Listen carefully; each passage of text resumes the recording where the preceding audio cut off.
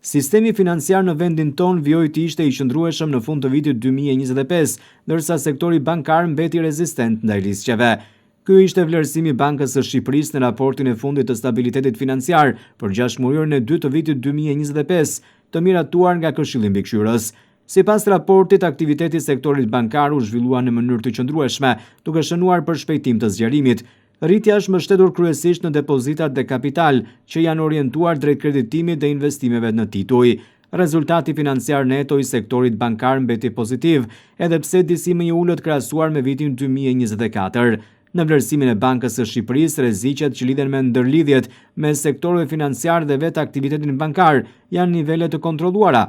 Testet e rezistencës tregojnë se bankat janë të afta të përballojnë goditje të mundshme, por mbetet e nevojshme forcimi i sistemit të menaxhimit të rrezikut dhe ruajtja e niveleve të përshtatshme të kapitalit. Në planin ekonomik, zhvillimet ekonomike gjatë 6 muajorit të dytë 2025 ishin pozitive, të mbështetura nga konsumi, investimet dhe performanca e qëndrueshme e turizmit.